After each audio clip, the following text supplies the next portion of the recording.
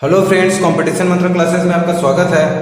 आज जो है पटवारी एग्जाम का मैथ्स क्वेश्चन का सलूशन देखेंगे। इसके पिछले वीडियो में हम लोग रीजनिंग, कंप्यूटर, हिंदी और इंग्लिश का जो है आंसर की देख चुके थे। तो आज डिटेल सलूशन करेंगे मैथ्स का, क्योंकि 30 क्वेश्चन सॉल्व करने में बहुत ही ज्यादा टाइम लग जाएगा। इसलिए मैं चाहता हूँ कि जो मेरे व्यूअर्स हैं, ठीक है, जो हम लोग अभी तक टॉपिक पढ़ रहे हैं, जो लोग देखते हैं मेरा वीडियो देखकर, तो मैं चाहता हूं उन्हीं टॉपिक से जो क्वेश्चंस आए हैं उसको पहले सॉल्व करूंगा। उसके बाद जो दूसरा पार्ट बनेगा उसमें जो है अदर क्वेश्चन को सॉल्व करेंगे, ठीक है, ताकि आप लोगों को पता तो चले कि हम लोग जो पढ़ रहे हैं एक्चुअल में उस टॉपिक से जो है कहां से क्वेश्चन आया है, किस टाइप से हम लोग पढ़े हैं कि नहीं, ठीक है। तो उस क्वेश्चन को जो है हम लोग पहले सॉल्व करते हैं। तो देखते हैं पहला क्वेश्चन सामान्य गणित का। वैसे ये क्वेश्चन जो है हम लोग पढ़े नहीं है कोण वाला, फिर बहुत ही सिंपल है, बचपन से पढ़ते आ रहे हैं इसको, इसलिए थोड़ा सा बता देता हूँ, ठीक है। इसमें क्या था, दिए गए चित्र में ये दिया था, जो भी डेटा दिया था ABO यहाँ पे भी लिखा गया, ठीक है, इसको पढ़ने की जरूरत नहीं है। यहाँ पे लास्ट आपको निकालना था DOB का जो है कोण कितना होगा, ठीक है। तो देखो DOB कहाँ है, DOB देखना था आपको, ठीक है। फिर क्या होता है, ये O जो है ओरिजिन है, यहां से एक डैश लाइन खींच देना, ठीक है। अब देखो ये कोण और ये कोण जो है समकोण बन रहा है, ठीक है, और ये 30 डिग्री वाला को ये जो है समकोण बन रहा है, यानी आपस में जो है ये क्या होते हैं, आपस में समान होते हैं। यदि 30 डिग्री है तो ये भी 30 डिग्री होगा, 40 है तो ये 40 डिग्री, ठीक है।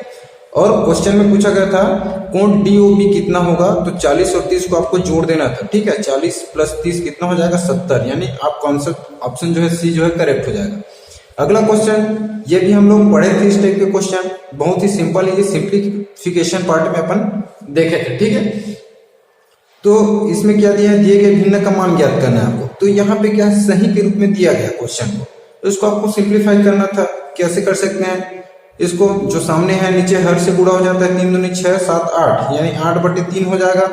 गुणा ये जो सही है 4 का 3 से गुणा हो जाएगा, ठीक है, 4 या 12 1 13, ठीक है। नीचे वाला संख्या क्या है 3, वही रहता है। और ये तो दिया सही ग्रुप में नहीं दिया है, बटे ग्रुप में दिया, ठीक है। 15/13। अब देखो 13 और 13 को कटा सकते हैं, यहाँ से 3 एकम 3 और 3 पंचे 15, ठीक है। 5 अट्ठे क्या हो जाएगा 40/3, तो कटा तो कितना हो जाएगा 3 एकम 3। अच्छा, डिटेल यहीं पे आंसर आ गया, ठीक है। आगे जो पॉइंट में लाने की जरूरत नहीं है, आपको ऑप्शन में दिया है 40/3, यानी ऑप्शन ए जो है आपका करेक्ट आंसर हो जाएगा, ठीक है। अगला क्वेश्चन जो है 43 है।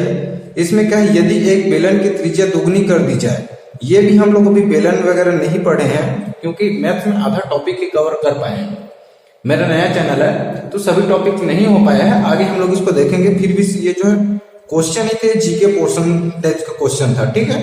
इसमें तो यदि एक बेलन की त्रिज्या दुगनी कर दी जाए और ऊंचाई समान है तो उसका आयतन क्या होता है, तो उसका आयतन जो है 4 गुना हो जाता है, ठीक है। ये ऑप्शन बी जो है करेक्ट आंसर हो जाएगा।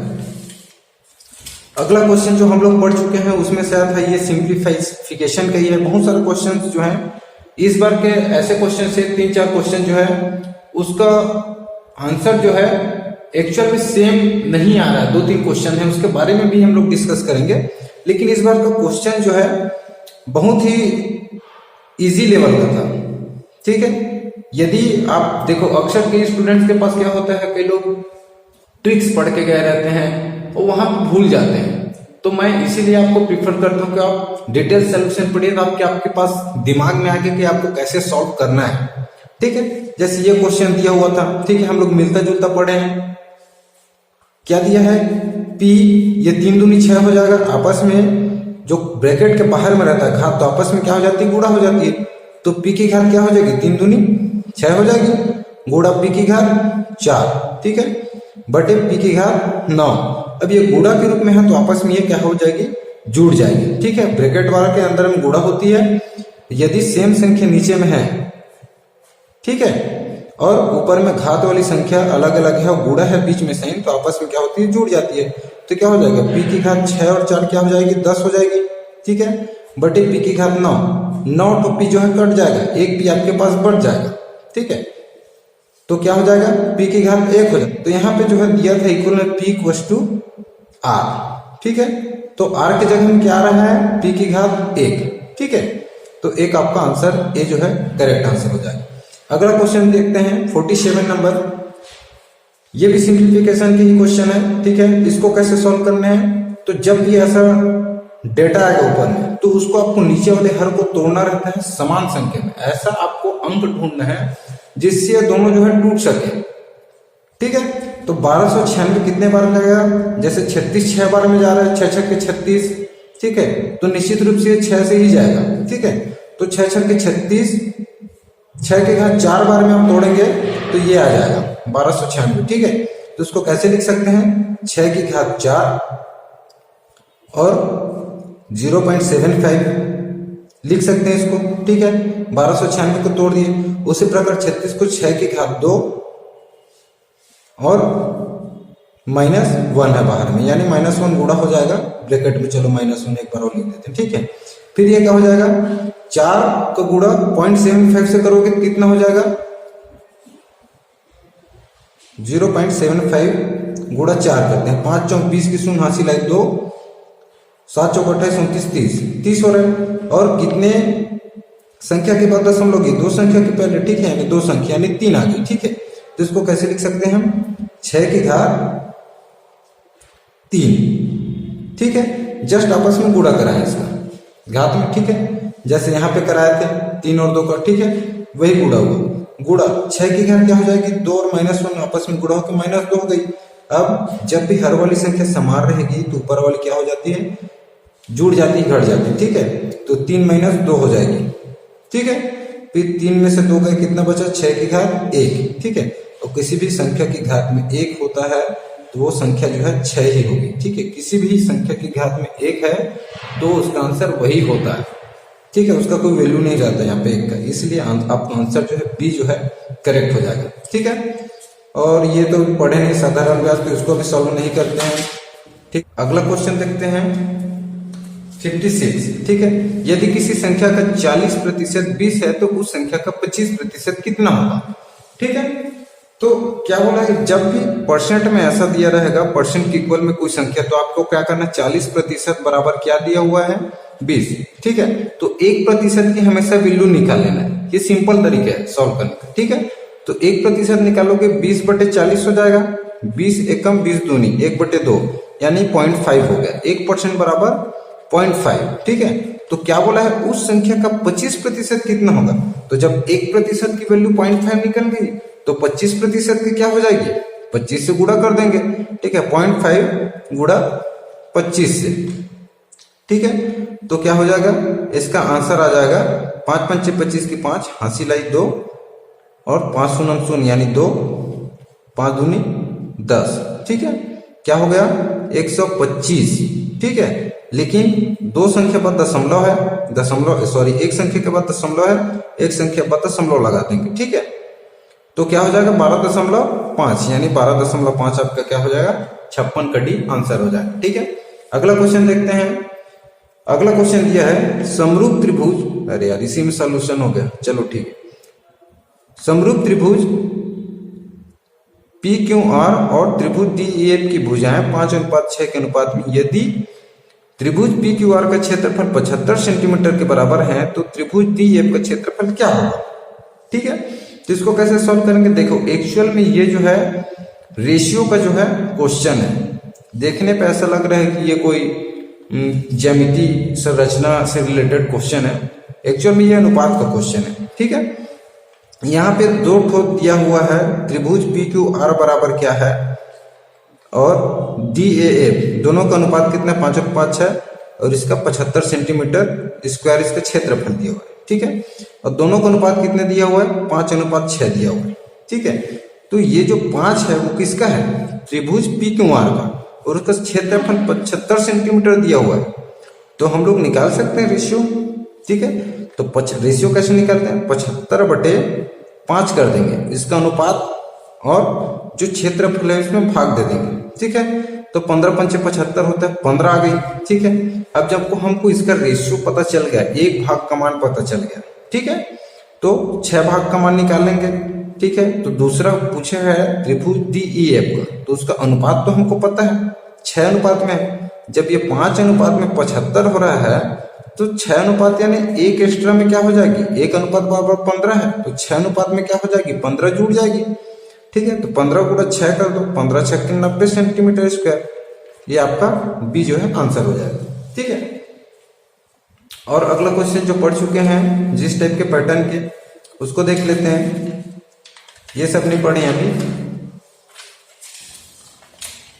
और ये देखिए क्वेश्चन नंबर 64, यदि 1 रुपए में 5 संतरे बेचने पर किसी व्यक्ति को 20% लाभ मिलता है तो उसने 1 रुपए में कितने संतरे खरीदे थे। ठीक है। देखो यदि 1 रुपए में 5 संतरे बेच रहा है और उस व्यक्ति को 20% की लाभ मिल रही है, ठीक है, 1 रुपए में कितना, 5 संतरा। ठीक है। तो 1 संतरे की कीमत क्या होगी, 1 रुपए में 5 संतरा।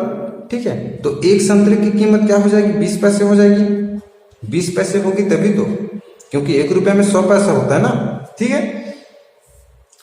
यदि मैं 1 रुपया को परसेंटेज में लूं तो 1 रुपये में 100 पैसा होता है, यानी 1% में 1% का 1 पैसा बन रहा है। ठीक है। यानी 20% का लाभ हो रहा है, यानी 20 पैसा का लाभ हो रहा है उसको।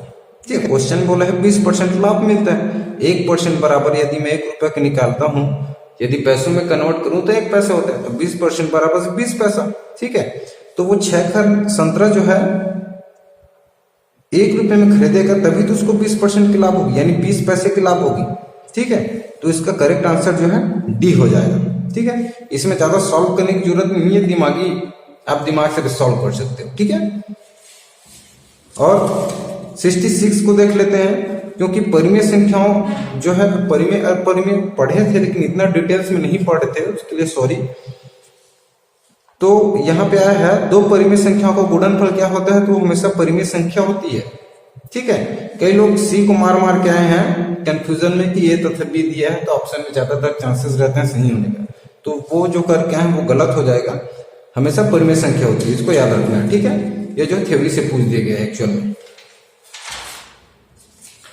अगला क्वेश्चन देखते हैं जो पढ़े हैं हम लोग। ये एलसीएम एचसीएफ से एक और क्वेश्चन है, 2 क्वेश्चन आया हुआ था। ठीक है। 68 नंबर। इसमें क्या है, 2 संख्याओं का लघुत्तम समापवर्त 1920 है तथा महत्तम समापवर्त 16 है। यदि एक संख्या 128 हो तो दूसरी संख्या निकालना है। तो देखो इसको हम लोग फार्मूला बेस से पढ़े थे। ठीक है।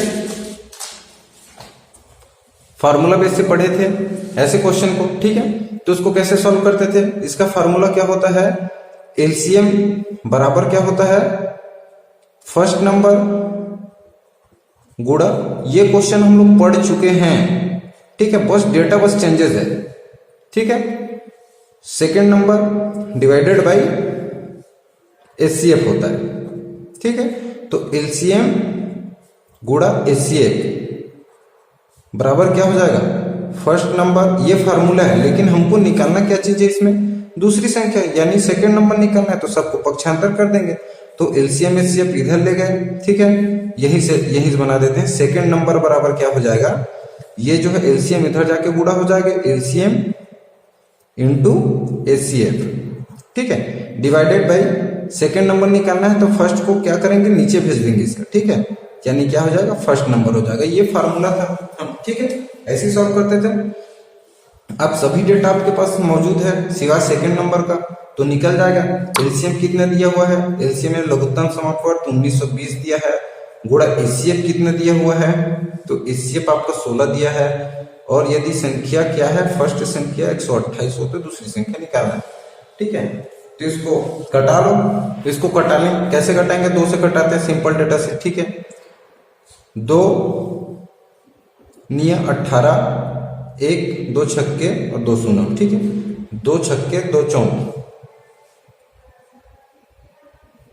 फिर 2 से कटाते हैं, 2 तिया 2 दूनी। ठीक है। और 2 चौक 2 अट्ठे और 2 शून्य। ठीक है। फिर 16 एकम 16 दूनी 32। ठीक है।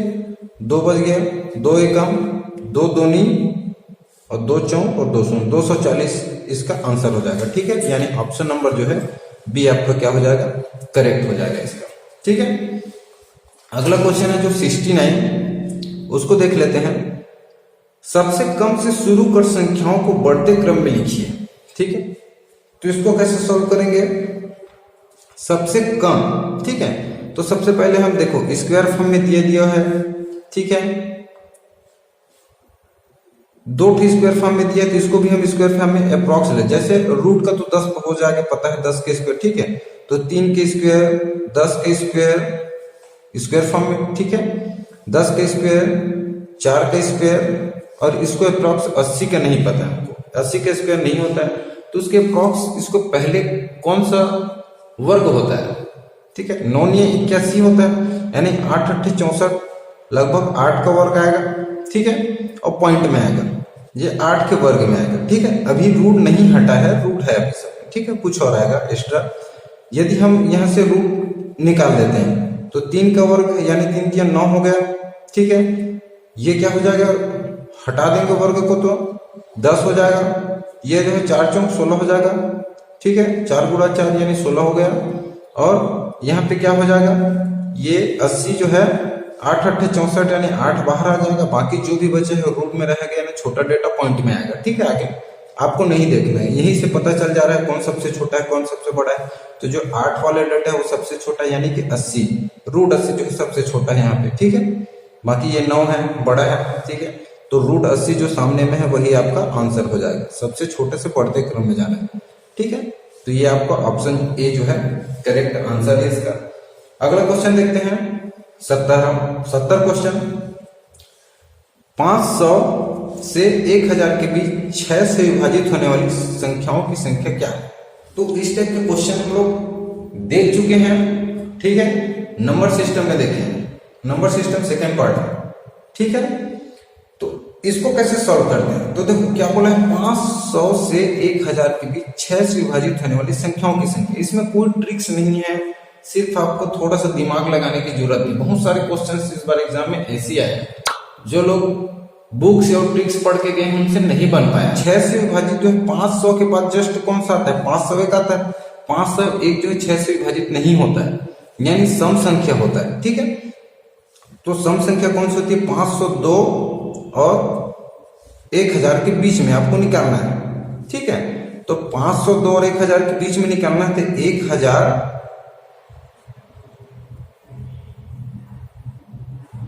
माइनस 502 कर दो, ठीक है, कितना आ जाएगा आपका 498 आएगा, ठीक है।